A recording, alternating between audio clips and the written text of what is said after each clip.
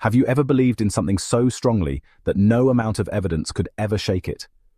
And what if one day, the very evidence you trusted most, numbers, patterns, logic, turned everything you believed upside down?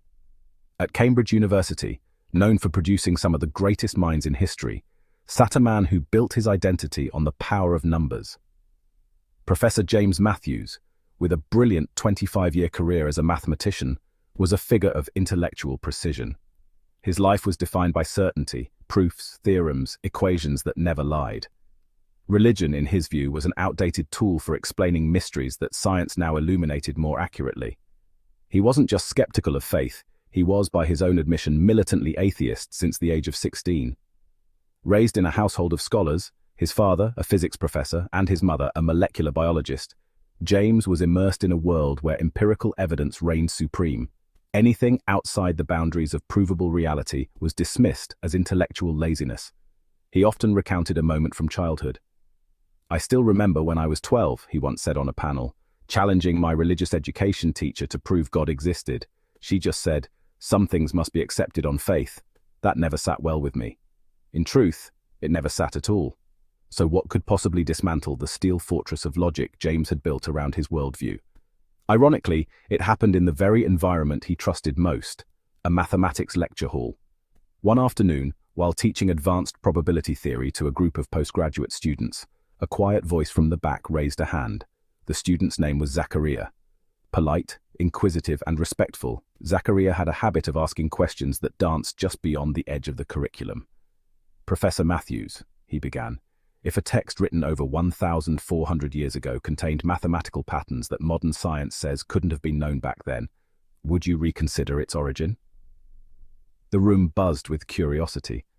Matthews smirked, the way professors do when faced with what they assume is youthful naivety.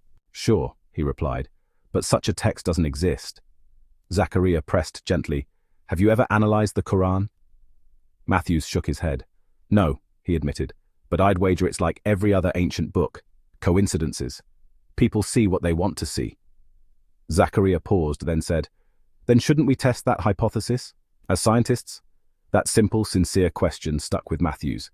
That night he sat down with the intention of conducting a short-lived exercise in debunking. He thought it would be a fun diversion, something to settle quickly with data. Instead, it became an obsession. He reached out to Dr. Sarah Thompson, a colleague and expert in computational linguistics. Together, they developed software capable of analyzing the Quran in its original Arabic. They programmed it to track word frequencies, letter values using the ancient Abjad system, and patterns based on verse structure and thematic groupings. At first, they expected randomness, noisy patterns easily explained away, but what they found was a kind of numerical music. The number 19 kept appearing. The very first verse of the Quran, Bismillah al-Rahman al-Rahim, contains exactly 19 letters. The word Allah occurs 2,698 times. That's 19 multiplied by 142. Rahman appears 57 times, 19 times 3. Rahim, 114 times, 19 times 6. Intrigued, Dr. Thompson recreated the experiment with a different algorithm. Same results, if not more connections. The Quran has 114 chapters, again divisible by 19. The total number of verses is 6,236. Add the number of chapters and you get 6,350, also divisible by 19. Matthews couldn't believe what he was seeing. "At first I assumed our program was flawed," he said, "but the more we tested it, the more consistent the results became." What he had always considered religious superstition now revealed a structural precision that felt engineered.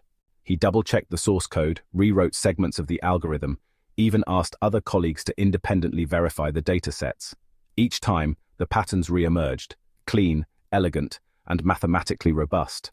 "I wasn't just seeing repetitions," Matthews later reflected. "I was seeing intention, deliberate symmetry, thematic coherence, mathematical fingerprints that pointed to authorship beyond human capability." He began poring over classical Arabic dictionaries, studying root structures, grammar, even early Quranic manuscripts to rule out transcriptional manipulation. Nothing suggested post-editing or retrofitting. If anything, the complexity was embedded from the start, layered into the very foundation of the text. Every new layer he uncovered led to another, numerical correlations between chapter lengths and thematic content, mirrored structures in verse groupings, and prime number sequences woven through word usage. One particularly haunting discovery involved the phrase seven heavens, which appears exactly 7 times in the Quran. The word day, yawm, appeared exactly 365 times, matching the solar year. These weren't just poetic flourishes, he wrote in his notes, they were embedded metrics. He began to lose himself in the analysis. Sleepless nights blurred into caffeine-fueled days. His office lights at Cambridge often stayed on until 3 or 4 a.m. Students noticed his change. Some thought he was working on a secret theorem.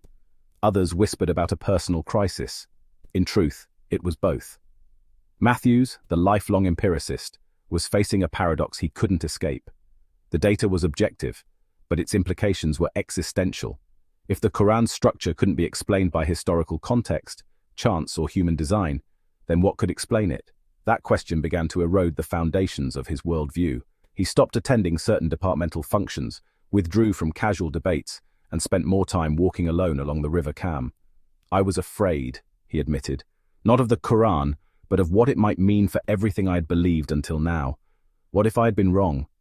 This wasn't just an intellectual challenge, it was a personal unraveling. He wasn't merely studying the Quran anymore, he was confronting it, and in return, it was confronting him. But the tension in the academic world was growing. While some colleagues were intrigued, others became increasingly uncomfortable.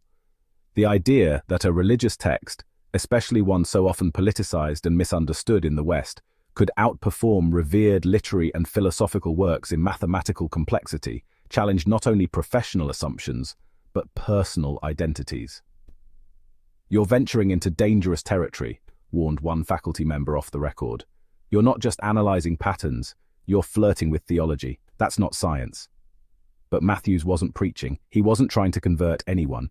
He was doing what scientists are trained to do: follow the evidence. And the evidence refused to behave the way it was supposed to. It refused to fade under scrutiny. Privately, however, he was unraveling.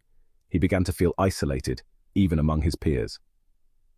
The university cafeteria, once a hub for heated debates and friendly banter, now felt colder. Conversations ended when he entered the room. Invitations to co-author papers quietly disappeared. To them, he was drifting, abandoning reason for mysticism. But to Matthews, he was finally starting to see. One night, after presenting the findings at a quiet seminar in Oxford, he took the train back to Cambridge in silence. He didn't open a book. He didn't check his notes.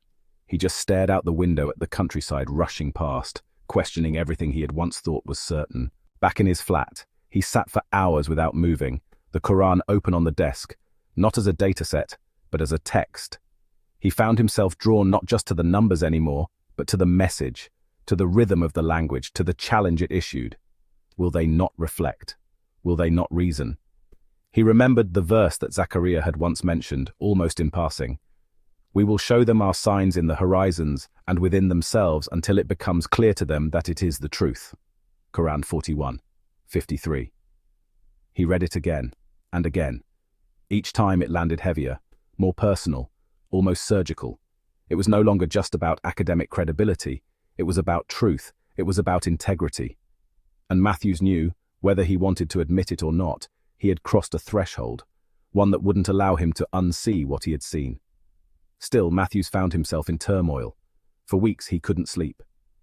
Everything I knew, everything I taught, was being challenged not by belief but by data. In search of clarity, he took a sabbatical and retreated to the Scottish Highlands.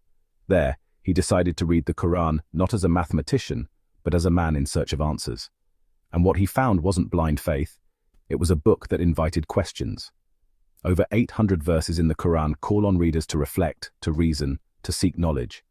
One verse haunted him: "We will show them our signs in the horizons and within themselves until it becomes clear to them that it is the truth." Quran 41:53. "It felt like the book was speaking to me directly," he later said. Not just through numbers, but through thought, through consciousness. When Matthews returned to Cambridge, he was changed. His lectures now touched on the intersection of mathematics and spirituality. His new elective, Mathematics and Meaning, Decoding Ancient Texts, became the most popular in the department. But not everyone welcomed the shift. Dr. Jennifer Wilder, a longtime colleague, called it a loss for rational inquiry. To see one of our brightest minds fall for religious mysticism, it's disappointing, she said. Matthews wasn't fazed. I understand the skepticism. I lived in it for most of my life. But if we claim to follow science, then we must follow the evidence, even when it leads us somewhere uncomfortable. He didn't ask others to convert. He simply asked them to examine the data. Then, on March 19th, in front of colleagues and students, Professor James Matthews recited the Shahada, the Islamic Declaration of Faith. I came seeking numbers, he said, and found meaning. O'Day, he travels the world giving talks on the mathematical structure of the Quran, engaging both skeptics and believers with humility and reason. I don't claim to have all the answers, he tells audiences, but the numbers I found don't lie. And maybe, just maybe, they're pointing us to something greater. Thank you for watching, and until the next script,